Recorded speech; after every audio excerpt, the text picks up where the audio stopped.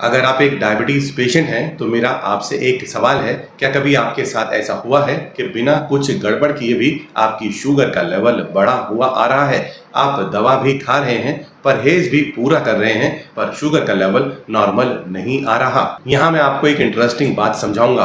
कई बार आपका शुगर का लेवल इसलिए नहीं बढ़ रहा होता कि आप बहुत ज्यादा खा रहे हैं, बल्कि इसलिए बढ़ रहा होता है क्योंकि आपका शरीर ग्लूकोज को इस्तेमाल नहीं कर पा रहा होता। आखिर ऐसा क्यों होता है? इसके पीछे का सच क्या है?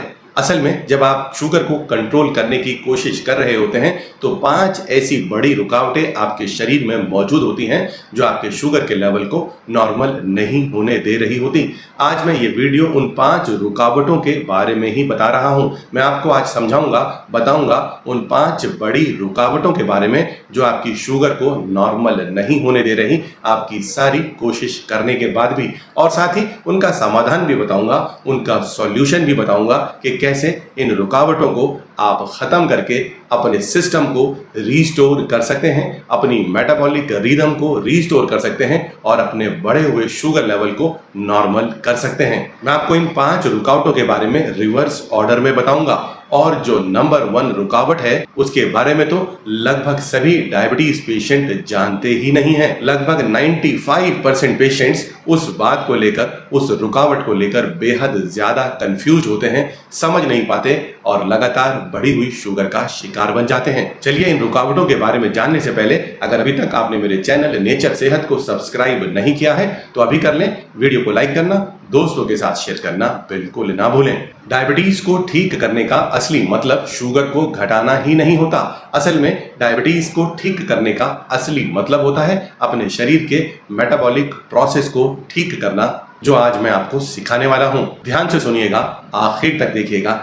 एक एक रुकावट जब आप सुनने लगेंगे, समझने लगेंगे, उनका समाधान भी जानने लगेंगे तो आप बेहतर तरीके से स्टेबल ग्लूकोज को अचीव कर पाएंगे। चलिए जल्दी से शुरू करते हैं और नंबर 5 वाली रुकावट के बारे में जान लेते हैं। उस रुकावट का नाम है मेटाबॉलिक लॉक या ग्लूकोज एंट्री ब्लॉक, यानी कि आपकी सेल्स के अंदर ग्लूकोज एंटर ही नहीं कर पा रहा, आपके ब्लड में ही घूम रहा है। एक छोटी सी बात जो आप शायद जानते भी हों कि आपके शरीर में घूम रहा इंसुलिन एक चाबी की तरह काम करता है और आपके शरीर की लाखों करोड़ों सेल्स के ऊपर एक ताला मौजूद होता है।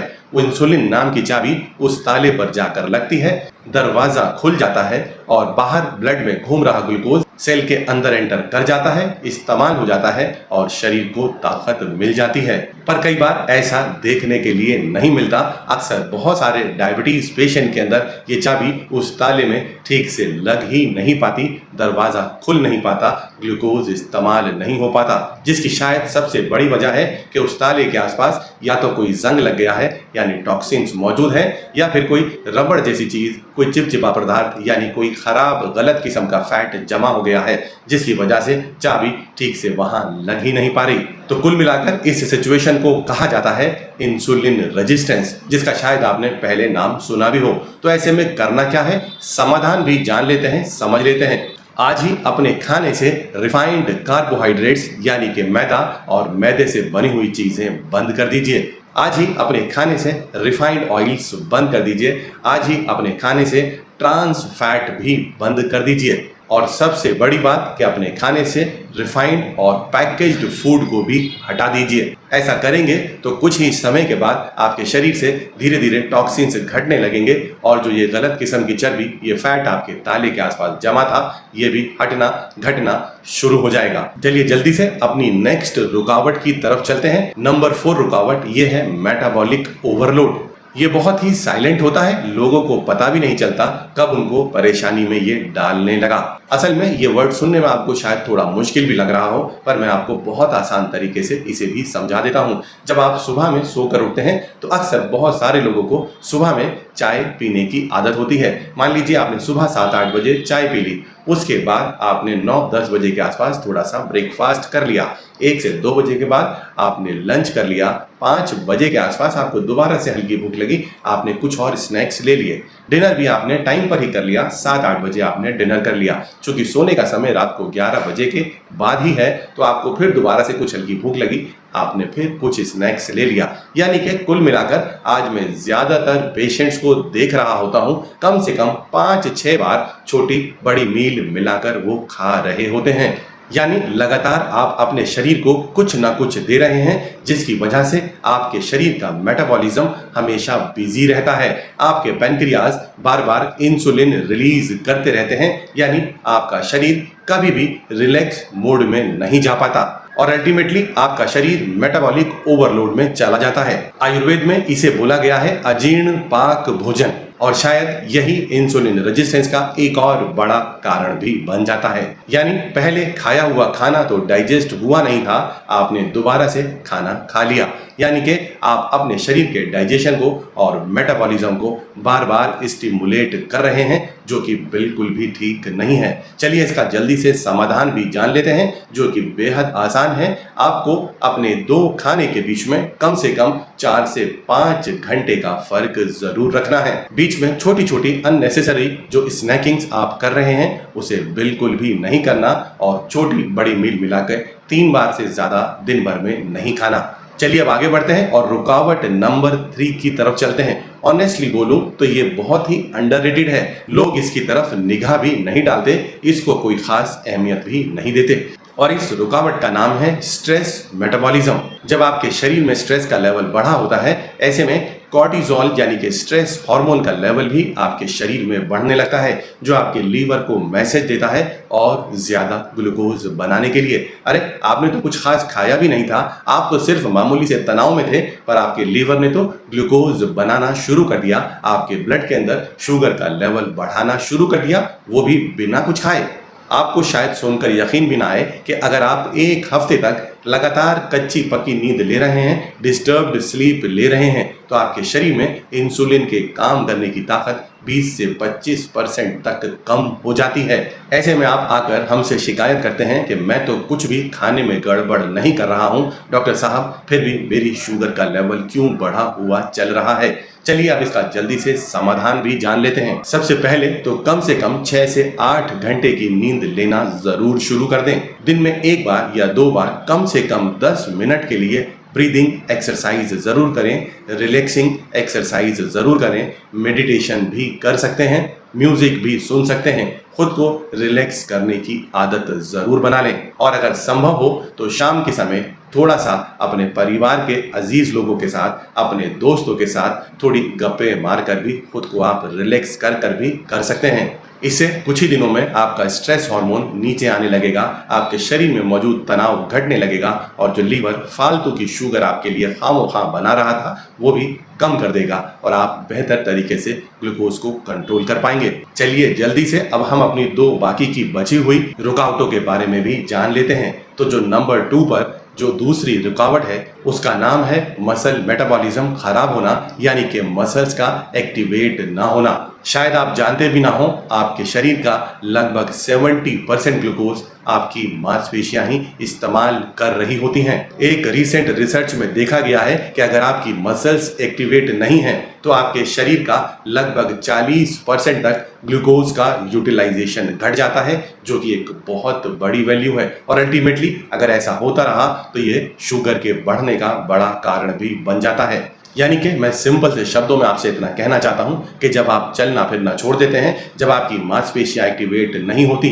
तो आपकी मांसपेशियों की सेल्स के ऊपर मौजूद दरवाजा जिसे GLUT4 बोला जाता है वो नहीं खुलता, ग्लूकोज का इस्तेमाल नहीं हो पाता, और ब्लड में ग्लूकोज का लेवल बढ़ा रहना शुरू हो जाता है। तो चलिए जल्दी से इसका समाधान भी जान लेते हैं। खाने के बाद की गई 10 मिनट की वॉक आपको बेहतरीन मदद करने वाली है। सुबह, दोपहर और शाम 10-10 मिनट की गई वॉक, यानी कि कुल मिलाकर दिन भर में 30 मिनट चलना आपके लिए बेहतरीन होने वाला है। दूसरा, माइक्रो ब्रेक्स के महत्व को भी समझ लीजिए। अगर आप ऑफिस में लगातार कुर्सी पर बैठकर काम कर रहे हैं, हर 45 मिनट से लेकर 1 घंटे के अंदर आप 2 मिनट के लिए उठिए, एक ब्रेक ले लीजिए, थोड़ा सा वॉक कीजिए अपने टेबल के आसपास, अपने फ्लोर के आसपास, नहीं तो अगर ऑफिस में सीढ़ियां हैं तो सीढ़ियों से एक बार नीचे जाइए, एक बार ऊपर आ जाइए, चाहे थोड़ी सी ही सीढ़ियां चढ़िए, ये आपके शरीर में मसल्स को एक्टिवेट कर देगा। और अगर आप इतना भी नहीं कर पा रहे तो अपनी कुर्सी पर बैठे बैठे काफ रेजिस एक्सरसाइज कर लीजिए। अपनी पिंडलियों को बार बार उचकाइए, ऊपर नीचे कीजिए, वो भी आपकी मसल्स को एक्टिवेट करने में आपकी मदद कर देगा और आप बैठे बैठे शुगर के इस्तेमाल को अपने शरीर में बढ़ा देंगे। चलिए अब मैं आगे बढ़ता हूं और नंबर 1 रुकावट की तरफ आपको लेकर जाता हूं, जिसको लेकर लगभग 90-95% से ज्यादा लोग डायबिटीज पेशेंट कंफ्यूज्ड ही रहते हैं। वो है रॉन्ग फूड टाइमिंग्स। इसे भी मैं एक एग्जांपल देकर आपको समझाने की कोशिश करूंगा। आप सुबह में उठते हैं और फल खा लेते हैं, वहीं कुछ लोग सोचते हैं कि हम खाना खाने के बाद फल खा लें बेहतर रहेगा, वहीं कुछ लोग सोचते हैं कि हम रात को सोने से पहले फल खा लें बेहतर रहेगा। ज्यादातर लोग ये जानते ही नहीं हैं फल खाने का सही तरीका क्या है, फल खाने की सही टाइमिंग क्या है। अगर आप सुबह उठते ही सबसे पहले फलों का इस्तेमाल कर रहे हैं तो थोड़ा सावधान हो जाइए। ये कार्बोहाइड्रेट रिच होते हैं, एकदम से आपकी शुगर के लेवल को बढ़ा देंगे। तो इसीलिए बहुत सारे लोग सोचते हैं कि अब हम खाना खाने के बाद फल खा लें तो शायद एकदम से शुगर का लेवल ना बढ़े, पर वहां पर भी आप एक बड़ी गलती कर रहे होते हैं। पहले तो आप एक बहुत बड़ी हैवी मील ले लेते हैं और उसके ऊपर से आप फलों को भी खा लेते हैं। असल में करना आपको कुछ और था। आपको अगर अपने खाने के बाद फल खाने थे तो पहला काम तो आपको ये करना था, अपने खाने की प्लेट से कार्बोहाइड्रेट्स की मात्रा को कम करना था, रोटी की मात्रा को कम करना था, चावल की मात्रा को कम करना था और उसके बाद अपने खाने के आखिर में फल आपको खाने थे, वो भी खास तौर पर लो ग्लाइसेमिक इंडेक्स वाले फल। यानी कि मैं आपको बेहतर तरीके से, आसान तरीके से समझा देता हूं कि आप पहले अपना खाना खा लें जिसमें आपने रोटी थोड़ी कम कर दी हो, आधी कर दी हो, चावल थोड़े कम कर दिए हों। उसके बाद आधा घंटा 30 से 40 मिनट तक आप रुक जाएं और उसके बाद कोई एक फल जो लो ग्लाइसेमिक इंडेक्स वाला हो वो आप इस्तेमाल कर लें। ये तरीका आपके लिए सबसे बेहतरीन होगा। कुछ ऐसा ही आप चाहें तो ब्रेकफास्ट करने के बाद भी कर सकते हैं या डिनर के बाद भी कर सकते हैं, लेकिन एज ए डॉक्टर जो मेरी पर्सनल एडवाइस है, फल खाने का सबसे बेहतर समय दोपहर में ही होने वाला है, लंच के आधे घंटे के बाद ही होने वाला है, क्योंकि उस समय पर इंसुलिन के काम करने की ताकत सबसे ज्यादा होती है। मैंने अपने पिछले 20 सालों के एक्सपीरियंस में ये बात नोटिस की है कि अगर ज्यादातर लोग अपने इन मेटाबॉलिक रुकावटों को ठीक कर लें, इन चीजों को ठीक से समझ लें, तो कुछ ही दिनों में सरप्राइजिंगली शुगर का लेवल बेहतर तरीके से कंट्रोल होना शुरू हो जाता है। और अगर आप भी चाहते हैं कि इस जर्नी में, डायबिटीज को कंट्रोल करने के सफर में, ग्लूकोज को स्टेबल करने के प्रोसेस में मैं आपकी कोई भी मदद कर पाऊं, तो मुझे नीचे कमेंट में फाउंडेशन लिखना बिल्कुल ना भूलें। मैंने आपके लिए एक बेहतरीन 7 दिनों का फ्री फाउंडेशन प्रोग्राम भी तैयार किया है। मैं आपको उसका लिंक शेयर कर दूंगा, उसे आप अगले 7 दिनों तक रोज देखते रहें, जो आपकी शुगर को बेहतर तरीके से कंट्रोल करने में आपकी मदद कर देगा।